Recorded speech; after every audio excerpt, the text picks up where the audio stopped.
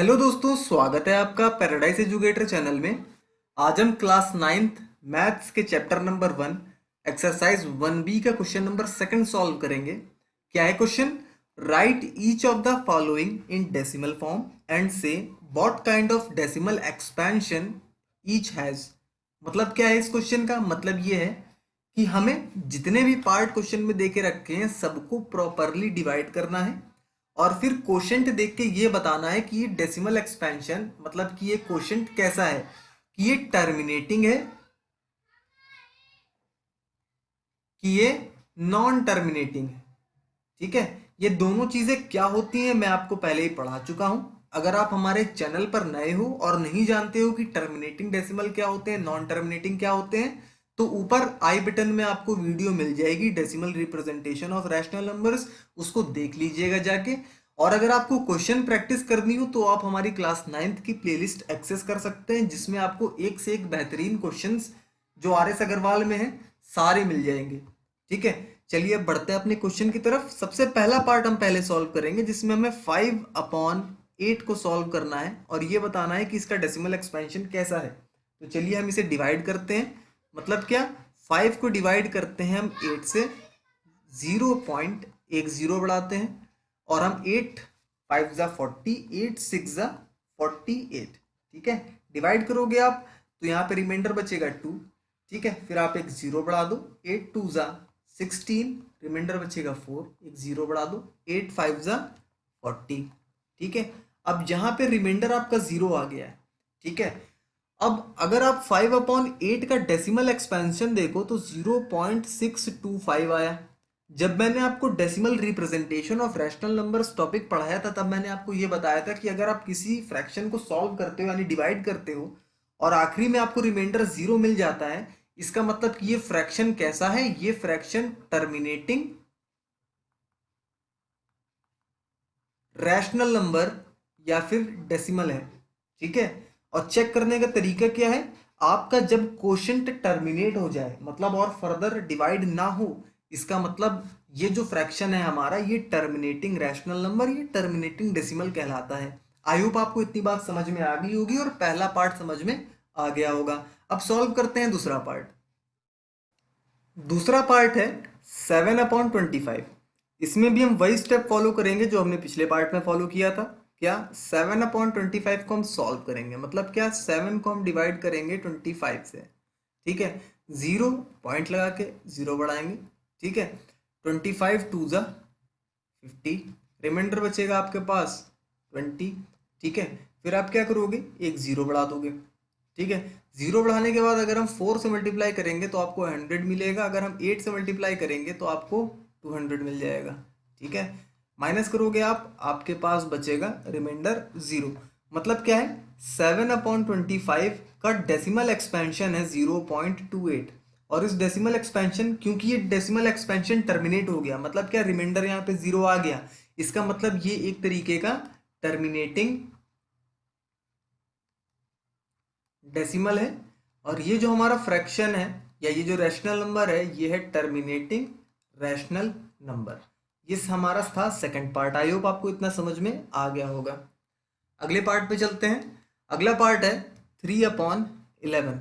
ठीक है, अब मैं आपको पहले ही देख के बता दूंगा कि ये टर्मिनेटिंग है कि नॉन टर्मिनेटिंग है। ये हमारा नॉन टर्मिनेटिंग है। अब आप पूछोगे कैसे आपने देख के बता दिया, तो मैंने इसका डिनोमिनेटर देखा, डिनोमिनेटर 11 था। मतलब जब हम इसका प्राइम फैक्टराइजेशन करेंगे तो हमें 11 एक प्राइम फैक्टर मिलेगा। और हमने अभी आपको पिछले क्वेश्चन में ही समझाया था, पिछले क्वेश्चन मतलब ये क्वेश्चन नंबर 2 है एक्सरसाइज 1B का। क्वेश्चन नंबर 1 में हमने आपको समझाया था अपनी पिछली वीडियो में कि अगर आपका जो डिनोमिनेटर है उसका प्राइम फैक्टर 2 या 5 या इन दोनों के अलावा कोई आता है, ठीक है, तो वो हमारा फ्रैक्शन नॉन टर्मिनेटिंग हो जाता है।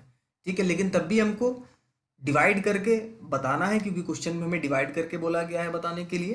तो अगर हम आपको डिवाइड करके दिखाएं 3 को 11 से, जीरो लगा के एक पॉइंट लगा के, 11 2 जा 22, रिमाइंडर बचेगा 8। ठीक है, जीरो बढ़ाया, 11 7 जा 77, रिमाइंडर बचेगा 3। अब आप देख पा रहे होगे कि हमने स्टार्ट भी 3 से किया था, यहाँ पे भी 3 आ गया। मतलब क्या है कि नीचे आपको यही चीज रिपीट मिलेगी। ठीक है, इसका मतलब क्या है कि जो हमारा 3/11 है इसका डेसिमल फॉर्म क्या है 0.27 एंड 27 के ऊपर बार, क्योंकि जब भी आप नीचे सॉल्व और करोगे तो आपको 27 इस तरीके से मिलता जाएगा। ठीक है, तो ये तो रहा इसका डेसिमल एक्सपेंशन।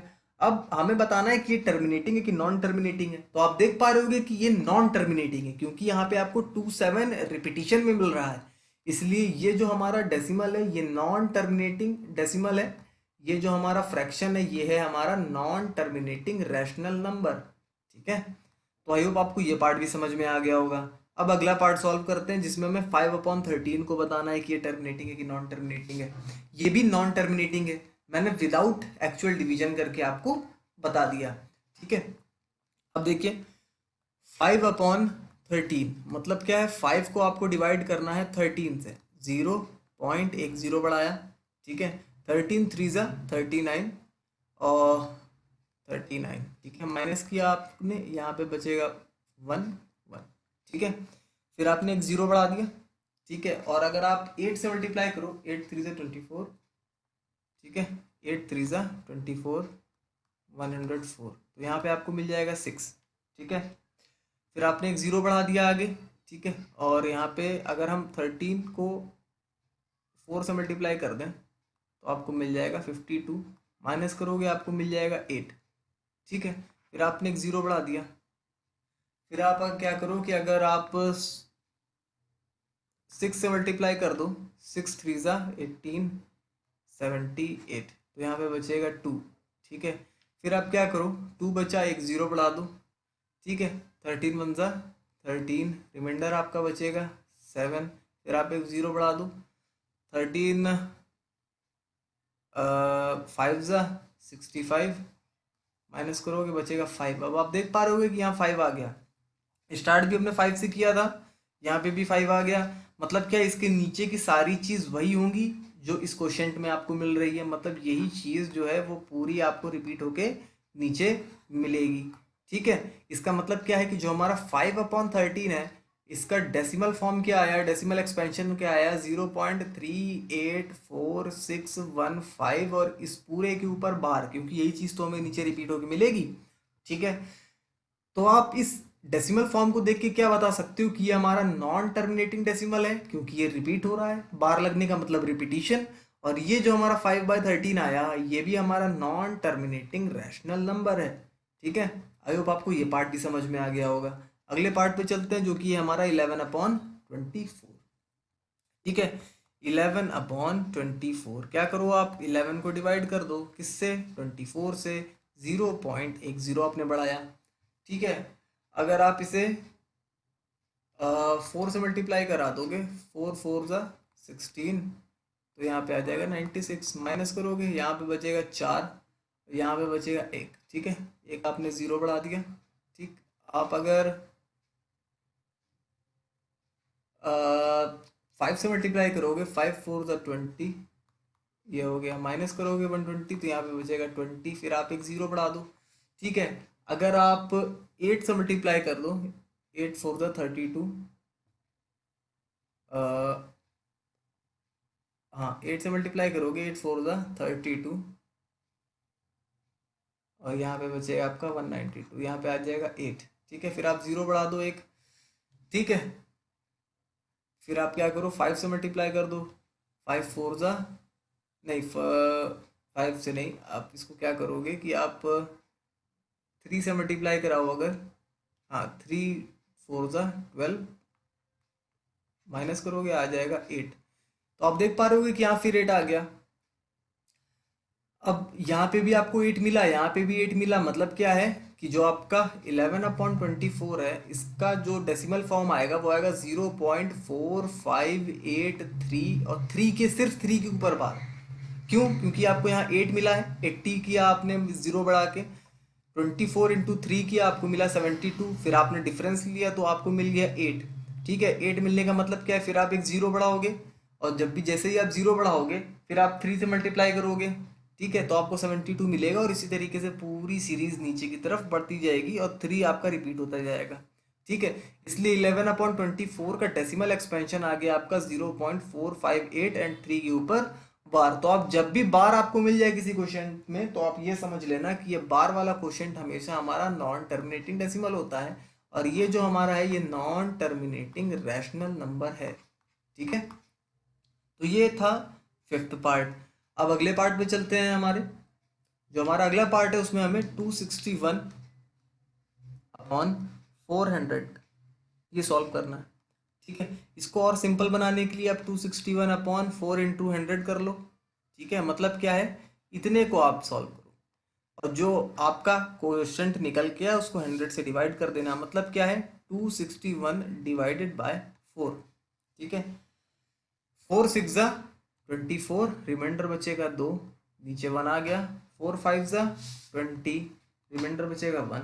ठीक है, पॉइंट लगाया, एक जीरो बढ़ाया। 4 2 ज़ा 8, रिमाइंडर बचेगा 2, जीरो बढ़ाया। 4 5 ज़ा 20, रिमाइंडर आ गया आपका 0।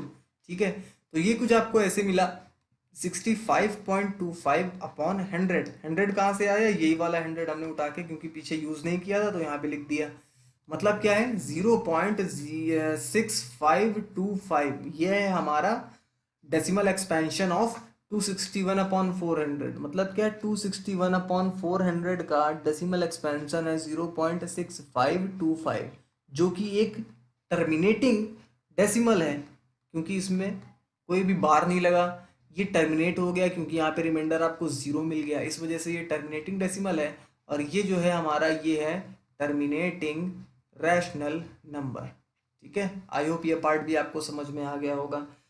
इतने पार्ट जितने मैंने आपको पढ़ाया, अगर इनमें से किसी में भी आपको कंफ्यूजन हो, या आगे कोई भी पार्ट जो मैं अभी आपको बताने वाला हूँ उसमें आपको अगर कंफ्यूजन हो, तो आप कमेंट करके हमसे ज़रूर पूछिएगा।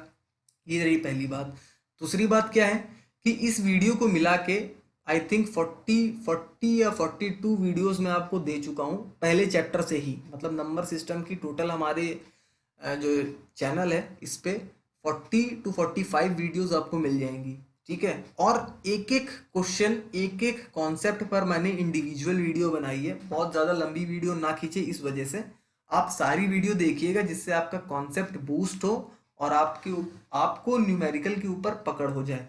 ठीक है, इसलिए ये दो चीज़ें मैंने आपको बताई। चलिए अगले पार्ट पे चलते हैं। अगला पार्ट है हमारा 231 अपॉन 625। ठीक है, दो तरीके से इसको सॉल्व कर सकते हैं। सबसे पहला, या तो आप इसे डायरेक्ट डिवाइड करना शुरू कर दो, या क्या करो, 231 अपॉन 625 दिया है, ये 25 का स्क्वायर होता है। ठीक है, मतलब क्या है, 25 × 25। अब आपने ऐसे इसको ब्रेक कर लिया तो आपको डिवाइड करना आसान हो जाएगा। पहले आप इतने को डिवाइड करो, जो आए फिर उसको इसके साथ डिवाइड कर देना। समझ गए ना, मतलब क्या है, 231 डिवाइडेड बाय 25। जब मैंने ऐसे किया तो अब आप डिवाइड करो कैसे, अगर हम 9 से मल्टीप्लाई कर दें, ठीक है, तो आपको मिल जाएगा 9 5 ज़ा 45, 9 2 ज़ा 18, 18 एंड 4 आ गया 225। ठीक है, यहाँ पे आपको माइनस करोगे तो यहाँ पे बचेगा 6 0 0।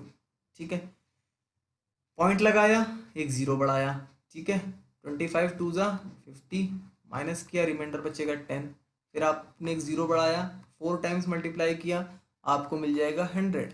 माइनस करोगे, रिमाइंडर 0। अभी भी काम खत्म नहीं हुआ है, क्योंकि आपने सिर्फ एक बार 25 से डिवाइड किया था। अब आपको इस चीज़ को फिर से एक बार आपको डिवाइड करना है 25 से। आसान तरीका क्या है, इस डेसिमल को हटाओ, नीचे 100 से मल्टीप्लाई करो, और इस 924 को फिर फर्दर डिवाइड करो 25 से। मतलब क्या, 924 डिवाइडेड बाय 25। 0 पॉइंट लगाने की जरूरत नहीं है। अगर आप क्या करो, 3 टाइम्स मल्टीप्लाई कर दो, ठीक है, तो आपको 75 मिल जाएगा। माइनस करोगे तो यहाँ पे 7 बचेगा, यहाँ पे बचेगा 1। ठीक है, आप 4 नीचे कैरी ले आओ, और आप क्या करो, 4 टाइम्स 5 6, 6, हाँ 6 टाइम्स मल्टीप्लाई कर दो इसको, 6 5 ज़ा 30, और यहाँ पे आ गया 150। माइनस करोगे, यहाँ बचेगा 4, यहाँ बचेगा 2। ठीक है, पॉइंट लगा दो, एक ज़ीरो बढ़ा दो। ठीक है, फिर इसके बाद आप क्या करो, 9 टाइम्स मल्टीप्लाई करो, तो यहाँ पे आपको कितना मिल जाएगा, यहाँ पे आपको मिल जाएगा 225। ठीक है, माइनस करोगे आप 240 माइनस 225, ठीक है, तो यहाँ पे आपको मिलेगा 5, यहाँ बचेगा 3 2 15, फिर आप एक 0 बढ़ा दो।